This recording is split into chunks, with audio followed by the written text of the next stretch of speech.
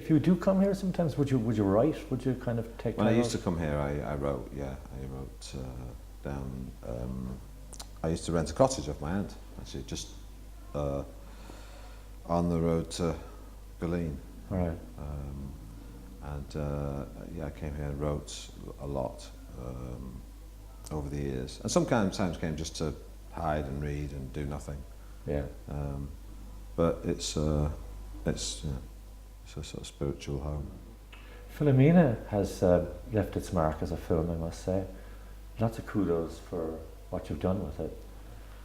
Yeah, well, it's been a real journey for me because it was something that started 4 years ago as an article in a newspaper that I read that I found really moving, and that's really where it all began for me. And I was looking for something I was looking for a project that wasn't in the normal line of comedy that I've been doing for the last 25 years. Yes.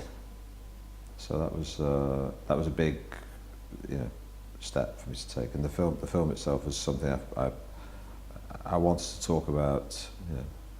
I like the fact that I felt a connection with it because of Ireland and because I was raised a Catholic, and the subject matter intrigued me a lot.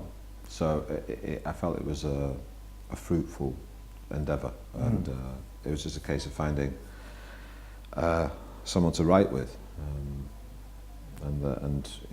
that's where the story began. Really.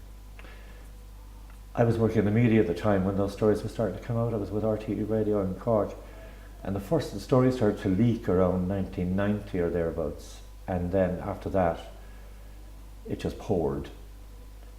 But there was no whistleblower for those people that were locked up in industrial schools, the people who were abused within the church itself. There seemed to be no check or monitor. But you know the way you get used to the idea of there being a whistleblower now for any one area where there's public harm being done? There was none. Well, it's complicated because things were tolerated in the past that wouldn't be tolerated now, and I think there was a culture of deference and sort of complicity between the church and the state that wasn't entirely healthy.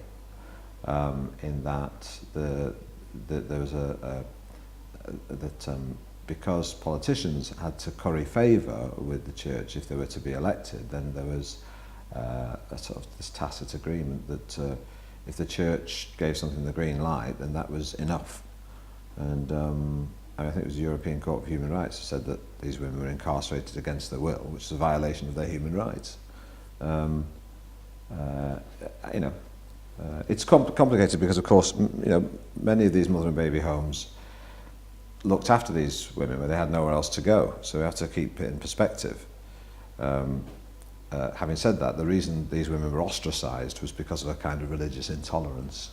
So I think the church, in some ways, although they provided some of the solution, they were certainly responsible. They were the architects of the problem in the first place. Yeah. But there's no doubt about it. There were some very, well-meaning and philanthropic and good nuns who did some good work. Yeah. But there were abuses, and our film is about one of those abuses. Against all that background, of course, you had an Irish state emerging from, becoming an independent country, being the Republic of Ireland, having, to take off on its own. The position of the Catholic Church, though, was huge in relation to that. But it was also fed by an attitude to sexuality. That, the attitude to sexuality in Ireland was that you'd have the baby and have it adopted, and this is where the nuns would step in, or this is where the church would step in. There were cases of infanticide and that sort of thing that were still on the statute books, and women could technically be tried for trying to dispose of the baby. And Frank O'Connor, the writer, short story writer, long dead now, but he wrote about that, and he was demonised for it, In other words, they didn't want to hear, even if somebody was blowing some kind of a whistle, that the cause could well be in the way your attitude to women lay, or to sexuality. In other words, hide it. Well, I think that's one of the reasons I wanted to tell the Philomena story, because in some ways I wanted to have an open conversation about my experience of Catholicism and also I'm half Irish and quite proud of it, actually. Yeah. But I wanted to have a conversation about I thought that the kind of the distortion of sexuality, I think, by the church. It's one of those things that I was raised as a Catholic with very good values, and values I still hold to this day. Yeah. Attitudes of altruism and philanthropy and helping the poor and all these things, which are really admirable qualities. But alongside those, there's a certain kind of denial of sexuality, strangely. Yeah. And that's something I wanted to talk about. Because I don't think it's healthy, and I think it sort of goes against human nature, and these women were sort of demonised for having sex. Yeah. And that needs to be recognised and talked about, because it's not a healthy thing. But having addressed that within the film, I also wanted to show that there are people who do have faith, who behave in a dignified way and lead diligent lives. And in some ways, I'd say that the forgotten victims of some of the abuses by the church aren't just the literal victims of that abuse, whether it be sexual abuse or the sort of cruelty. Or cruelty. Some of the forgotten victims are those people who've lived very quiet, diligent, generous lives. And have done that, have lived their life in the name of their faith, yeah. and lived their values rather than just, they've walked the walk instead of just talking the talk. And those people have sort of been let down by the behaviour of the church as an institution, I think.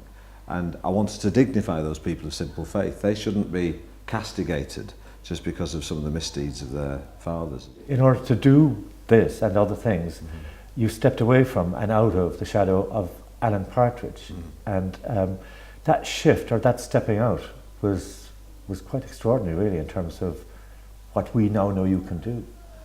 Well, I even though I loved Alan Partridge and he's been a very good friend, I always describe him as being like a family relative who you like to see during the holidays, but you don't want to live with him.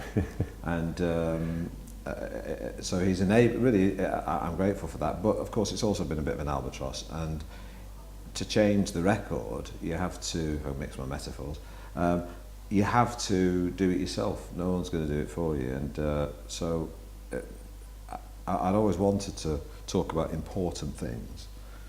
But what I've been able to do, and I want to do again, is use what I know about comedy to make difficult subjects more palatable. Because when people laugh, as they do when they watch Philomena, in fact, quite a lot, it takes the curse off the conversation. Yeah. Because if you're having a conversation with someone, that might be a difficult conversation about the things you're not supposed to talk about at dinner parties: sex, religion and politics.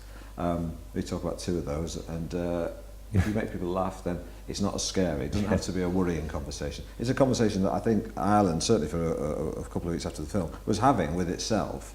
And people get fraught about things, but it doesn't have to be, an anxious conversation. It just needs to be an open conversation.